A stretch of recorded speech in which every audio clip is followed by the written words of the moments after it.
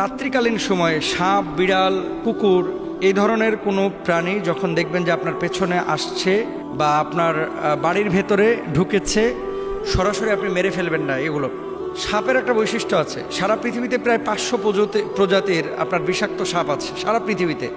500-র অধিক, 500 প্রজাতির না, 500-র অধিক বিষাক্ত সাপ সারা পৃথিবীতে আছে। যে সাপগুলো, সাপের একটা নীতি হচ্ছে আপনি কোনো সাপকে যদি আঘাত না করেন, এই সাপ কিন্তু আপনাকে প্রথমে কামড় দিবে না। কিন্তু একটা সাপ, এই যে রাসেল ভাইপার, যেটা বাংলাদেশে এখন খুব বেশি দেখা যাচ্ছে, আগে ছিল না। কিন্তু আগে ওই সাহারা মরুভূমিতে দেখা যেত, মিডিল ইস্টের পাহাড়গুলোতে দেখা যেত, এখন বাংলাদেশে শুরু হয়েছে রাসেল ভাইপার। এই রাসেল ভাইপার এই সাপটা আবার কি করে, ওই মানুষ দেখলে তেড়ে এসে এটাকে মানে ছোবল মারার চেষ্টা করে বা ওই লেজ দিয়ে আঘাত করার চেষ্টা করে, মানুষকে তেড়ে আসে। কিন্তু আপনি গোখরা সাপ বলেন, খরিশ সাপ বলেন, তারপর অন্য যে সাপগুলো, এগুলো কিন্তু আপনি যতক্ষণ তাকে না ডিস্টার্ব করবেন, না আঘাত করবেন, সাধারণত কামড়াইতে চায় না। রেয়ার 2-1টা ঘটনা বিচ্ছিন্ন হতে পারে।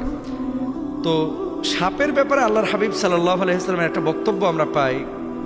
নবীজি সাল্লাল্লাহু আলাইহি ওয়াসাল্লাম সাহাবীদেরকে কোনো সাপ মারার আগে 3 বার তাকে সাবধান করো। নবীজি বলেছেন সাহাবীদেরকে যে ধরো একটা সাপকে তুমি মারবা বা আঘাত করবা, তাকে 3 বার সাবধান করো। কি বলে সাবধান করবেন? চলে যা, চলে যা, সরে যা, অথবা তাকে লাকড়ি দিয়ে, কাঠি দিয়ে চলে যেতে বাধ্য করবেন। অনেক সময় সাপ কি করে, রাস্তা হারিয়ে ফেলেছে, কোন দিকে যাবে, সে বাড়ির দিকে চলে আসতেছে তার গন্তব্য থেকে, তা আপনি সেই জায়গাটাতে লাঠি দিয়ে আপনি তার গন্তব্য থেকে ছুড়ে দিতে পারেন চলে যাওয়ার জন্য, বা আওয়াজ করতে পারেন। এটা নবীজির কথা। কিন্তু আল্লাহর হাবিব বলেছেন কোনো সাপ মারার আগে 3 বার তাকে সাবধান করো, এরপরও সে যদি গর্ত থেকে বের হয় তখন তাকে মেরে ফেলবে, কেননা সে শয়তান। তার মানে আপনি একটা জিনিস বলতেছেন, বলার পরও তা আপনার দিকে যদি আক্রমণাত্মক ভঙ্গিতে কোনো সাপ আসে, সেই সাপটাকে মারা যায়। সব কুকুর কিন্তু আপনাকে কামড়ায় না, কিন্তু কিছু কুকুর আছে পাগলা হয়ে গেছে, বাচ্চা দেখলেই তেড়ে যাচ্ছে, মানুষ দেখলেই কামড়ে দিচ্ছে। এরকম কুকুরকে হত্যা করা যায় আছে, এরকম কুকুরকে হত্যা করা যায়। বিড়াল হালাল প্রাণী, খাওয়া যায় না, কিন্তু পালা যায় আছে। এখন এই বিড়াল, তার নখের মধ্যে ভাইরাস অথবা শরীরের মধ্যে কোনো জীবাণু ছড়িয়ে পড়েছে। সমস্ত বিজ্ঞানীরা একমত যে এরকম যদি কোনো ক্ষেত্র তৈরি হয়, তাহলে সেই প্রাণীটা ধরেন আঁচড় দিলে আপনি আক্রান্ত হয়ে যাওয়ার বা মারা যাওয়ার সম্ভাবনা আছে, আপনার ভিতরে জলাতঙ্ক রোগ চলে আসতে পারে। এরকম কোনো যদি বিষয় ঘটে, তাহলে সেক্ষেত্রে মারা যায় যাচ্ছে নবীজির হাদিস অনুসারে। কিন্তু রাত্রিকালীন সময় আপনার পেছন দিয়ে বিড়াল আসতেছে অথবা একটা সাপ দেখেছেন, মেরে ফেলবেন, এটা কিন্তু নবীজি বলেন নাই।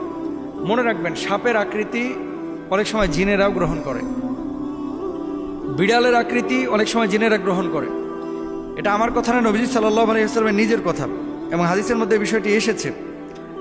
দেখেন, হযরত সালেম রাহিমাহুল্লাহ তার পিতা থেকে বর্ণনা করেছেন, রাসূল আকরাম সাল্লাল্লাহু আলাইহি ওয়াসাল্লাম বলেছেন, তোমরা সেই সাপ মারবে যার পিঠে 2টি সাদা রেখা আছে এবং যার লেজ নেই। নবীজি বলেছেন। এখন এই সাপ আমি দেখি না, আপনারা দেখেছেন কিনা জানি না। নবীজি বলছেন যে সাপের লেজ নাই, কিন্তু সাপের পিঠের উপরে 2টা রেখা আছে। অনেকে বলেন যে খড়ি সাপের কথা বলা হয়েছে, অনেকে বলেন যে অন্যান্য বিষাক্ত সাপের কথা বলা হয়েছে। এখন নবীজি যেহেতু সাপের নাম বলেন নাই, আলামত বলেছেন, আমরা বলতে পারি। কেননা এরা বিষধর হওয়ার কারণে দর্শন শক্তি বিনষ্ট করে এবং গর্ভস্থিত সন্তান ধ্বংস করে দেয়। বর্ণনাকারী বলেন, এরপর থেকে আব্দুল্লাহ রাদিয়াল্লাহু তাআলা আনহু যে কোনো সাপ দেখতে পেলে তা মেরে ফেলতেন। একবার আবু লুবাবা রাদিয়াল্লাহু তাআলা আনহু অথবা যায়েদ ইবনে খাওয়াব রাদিয়াল্লাহু তাআলা আনহু তাকে একটি সাপ মারতে উদ্যত দেখে নবীজি সাল্লাল্লাহু আলাইহি ওয়াসাল্লাম মানে তাকে সাপ মারতে উদ্যত দেখলেন। তারপরে নবী করিম সাল্লাল্লাহু আলাইহি ওয়াসাল্লাম ঘরে বসবাসকারী সাপ মারতে নিষেধ করেছেন। কিছু সাপ আছে ঘরোয়া, মানে ঘরে বসবাস করে, আপনি তার স্থান চেঞ্জ করে দেন, মানে সেখানে বাসা করেছিল, বাসাটা ভেঙে দেন, যে সাপটা যেন অন্য জায়গায় চলে যায়, পুড়ে ফেলবেন না, মেরে ফেলবেন না, এটা নবীজি সাল্লাল্লাহু আলাইহি ওয়াসাল্লাম নিষেধ করেছেন। অনেক সময় সাপের রূপ ধারণ করে নেককার জিনেরা বিচরণ করে, যেমনটি হাদিস থেকেও জানা যায়। হযরত ইয়াজিদ ইবনে মাওহাব রাহিমাহুল্লাহ আবু সাঈদ রাদিয়াল্লাহু তাআলা আনহু থেকে বর্ণনা করেন, তিনি বলেন, আমি আবু সাঈদ খুদরি রাদিয়াল্লাহু তাআলা আনহুর কাছে এসে বসি, এ সময় আমি তার চৌকির নিচে কিছু আওয়াজ শুনতে পাই। আমি তাকিয়ে দেখলাম যে একটি সাপ। তখন আমি দাঁড়ালে আবু সাঈদ খুদরি রাদিয়াল্লাহু তাআলা আনহু জিজ্ঞাসা করেন, তোমার কি হয়েছে? তখন আমি বললাম, এখানে একটা সাপ আছে। তিনি বললেন, তুমি কি করতে চাও? আমি বললাম, আমি তাকে মেরে ফেলবো। তখন তিনি তার বাড়ির একটি ঘরের দিকে ইশারা করে বলেন, এখানে আমার চাচাতো ভাই থাকতো। খন্দকের যুদ্ধের সময় রাসূল সাল্লাল্লাহু আলাইহি ওয়াসাল্লামের কাছে ঘরে ফিরে যাওয়ার অনুমতি চাই, কেননা সে তখন নতুন বিয়ে করেছিল। আল্লাহর হাবিব সাল্লাল্লাহু আলাইহি ওয়াসাল্লাম তাকে অনুমতি দেন এবং বলেন, তুমি তোমার হাতিয়ার নিয়ে যাও।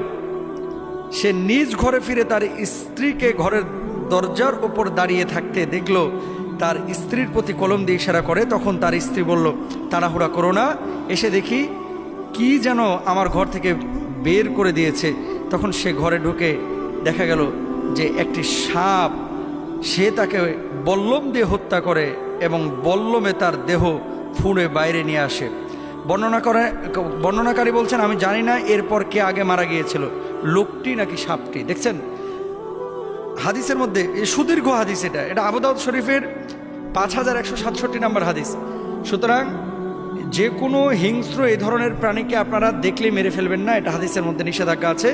3 বার সতর্ক করবেন। বিড়াল দেখলে, কুকুর দেখলে, হিংস্র কোনো প্রাণী দেখলে এভাবে হত্যা করবেন না। আল্লাহ আমাদেরকে বোঝার তৌফিক দান করুন। বিশেষ করে রাত্রিকালীন সময়ে এগুলো আমরা হত্যা করব না, মারব না।